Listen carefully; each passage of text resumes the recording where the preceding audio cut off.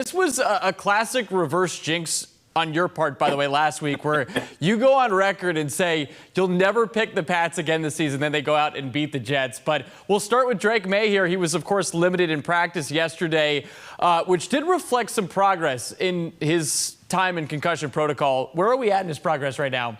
Well, let me stop you there and said, it was a show me state type of week for me. The Patriots had to show me what they were made of. And I wasn't going to pick them until they showed me they could win as a team. So I was pleasantly surprised as they went out and did what they did and beat the Jets, who looked a lot worse than the Patriots. And that was my premise on that one, Joe. Now, as far as Drake Maye is concerned, it's hard to tell, right? Concussions are probably the most difficult things to deal with. There's a 5-step NFL concussion protocol in place.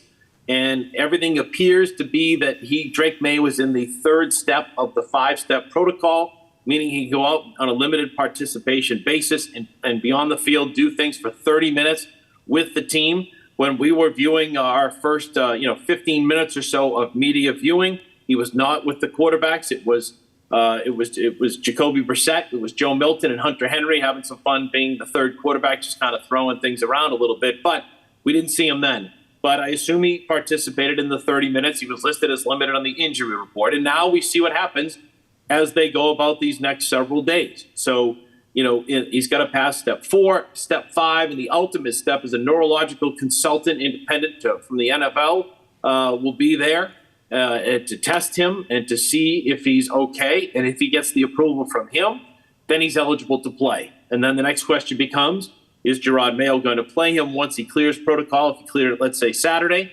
sounds like he might do that, but we don't know. So in the meantime, I think you just have to assume that Jacoby Brissett is going to be the starter, Joe Milton is the backup, and then Drake Maye is kind of just out there. And if he says he can play and he gets cleared and he's on the plane ride to Nashville and everything else, then he'll start again at quarterback, I would assume. And we'll keep tabs on that throughout the rest of the week. But, Dan, what's the vibe been in the locker room with another winnable game coming up on Sunday against Tennessee? But, of course, coming off that win against the New York Jets where you had so much swirling around this club going into that game. Yeah, I think it's I was surprised. I thought with us, anyway, when talking to the players yesterday, that there'd be more of a, yes, that's exactly what we needed.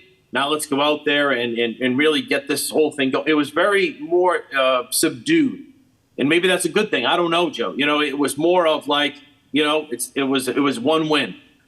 We came together, we played well, we did what we had to do. We could play much better, but it was one win. We need to see more of that. So you like to hear things like that out of the players. I thought it would be a little bit more like, yes, so great to get a win after all that was swirling around us. Our coach was calling us soft. I think immediately after the game, maybe there was some of that emotion, but I thought they were very professional this week. And I don't know if that's a good thing or a bad thing. So I don't know what team will show up Sunday in Nashville when they take on the Titans, a team that's very beatable at 1-6. I don't know what team will be there mentally. That's the biggest thing to me. Are they doing all the same things that they need to do as a team, stopping the run, running the football, and then getting good special teams play? Those are the 3 things that we heard Jerod Mayo preach. It can continue for a second week. That's probably the one thing that's on the minds of all the coaches this week. Can they do it again? And, of course, there is a good chance that Jacoby Brissett does get that start. We'll continue, as I mentioned, to monitor how Drake Maye is doing throughout the rest of the week. But, Dan, what has he said about possibly jumping back into that starter's role that, of course, he had at the beginning of the year? I thought it was a very good answer. I asked him about that yesterday, and he said, basically, I'm going to prepare like I would any week, and that's to be the starter.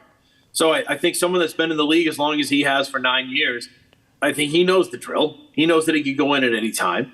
So when he goes out there, he just prepares to be the starter. Now, when Drake Maye is limited for 30 minutes in practice, I don't know how many reps Drake would get with the starters, right? So I assume Jacoby gets the rest. So he's preparing, especially this week, maybe a little bit better than he would if he was in the backup role like the past couple of weeks, where he gets some reps with the number ones and things like that. And I think he proved to himself, he proved to the offense now believes in him, the defense believes in him. I thought there were a lot of good things that came from that rally, that late drive where they scored in the final seconds on the Stevenson 1-yard run. I think that they, feel good about Jacoby going out there, be the starter, and Drake Maye. So that's the best thing that's developed since Maye came in to take over for Brissett. is that I think this team now believes they have 2 starters and either one will be fine. And, of course, the Patriots this week will not be or will be without Joshua Uche, who, of course, was traded to the Chiefs for a 6th-round pick. So that's one of the big storylines of this past week for the Patriots. And you mentioned what the vibe has been around the team and how it's been a little bit subdued. I'm curious, how have his now former teammates in New England taken the news of him being traded? Well, I think they understand it's a business, right? And I think they look at this team, and when you're 2-6, I think anything is up for grabs, except for maybe the rookies, right? Because you don't want to see them develop. But I think you look at the veterans, the wide receivers, KJ Osborne, Kendrick Bourne, even, who I think a lot of people would love to see stay just because what he brings on and off the field.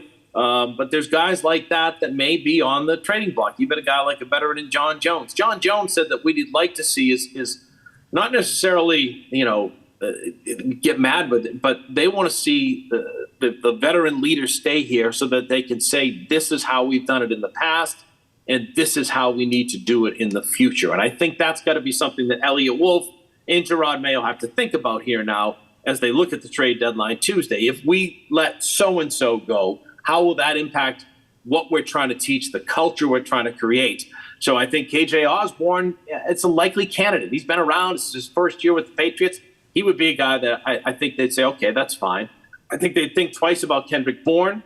I think they'd think twice about John Jones, because those are kind of the corner blocks, and they got rid of a lot of these guys too, in Uche and Judon and things like that they want to establish and keep here as they go about. Yes, they're rebuilding, but you still need those building blocks to build on top of. And I think that's in consideration. Tuesday's trade deadline comes upon us. All right, so the Titans are coming up on Sunday, a 1-win team, as you mentioned. Are you back on the Pats wagon in the sense that you're going to pick them this week? I don't know.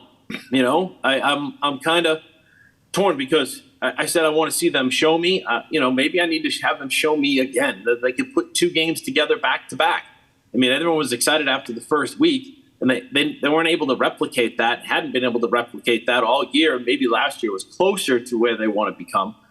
Because I think the test of the Titans is their defense. They're a very good football team defensively, and that's what kept them in games. Their quarterback situation has been tough. Will Levis looks like he's going to come back. He's type of that running type of quarterback, but he's not that good. Mason Randolph has been a backup. He threw 2 interceptions that led to touchdowns last week. So I think this is a very beatable team. So if they show me that, then fine. I don't know if I'm going to pick them. So maybe we'll see. And the one thing, Joe, to watch, if you're watching this game at home, keep an eye on special teams. They were terrible last week for the Titans against the Detroit Lions. I think Khalif Raymond, their kick returner, ran back 5 for 190 yards, including a 90-yard touchdown for return. Their punt returning units, they're not good. And they're kind of, regrouping. And that was the big topic down in Tennessee this week. And we know what Marcus Jones can do. That might be something to watch as well. So, but I don't know, Joe. I don't trust this team yet to show me that they can go back-to-back games, putting it together and coming up with a victory. Yeah, I'm hesitant as well, considering I've already picked the Pats 3 times to win, and 2 times close games. 1 time it was a blowout. That was the one against Jacksonville. Dan, are you a big Halloween guy? And if you are, what are you going as tonight? We have been in our house in our neighborhood. We have a great neighborhood with 75 houses. And when the kids were younger, my daughter would come back dragging a pillowcase just chock full of candy. That was tremendous. And then my wife was into it where we had couples and friends with their kids. They would all come over. We'd have a pregame meal before we went out trick-or-treating, and then a postgame wrap-up, and any neighbors could stop by and come on in. And it was just an awesome event. But, I'm here in Foxborough till about 7 o'clock tonight, so I missed the window of giving out trick-or-treaters, and I'm mad at my wife because she's home, and she bought pretzels to give out, the nice-looking bags. And I'm like, nobody wants a pretzel for Halloween. So I'm going to stay away from the house. But, yes, I love Halloween, love trick-or-treating. I think it makes everything great. It's just another holiday, Joe. It's fun. Of course. And we love Dan Roche. Dan, appreciate the time as always, and thanks for joining us from Foxborough. Anytime. For you, Joe, anything. All righty, and tomorrow we'll go behind the scenes of the celebration after Sunday's win. That's on Patriots All Access, Friday at 7. on WBZ. And on Sunday, we'll get your day started with Patriots game day. It's at 11:30 on WBZ and right here on CBS News Boston. After the game at 1, we'll have the fifth quarter on TV 38.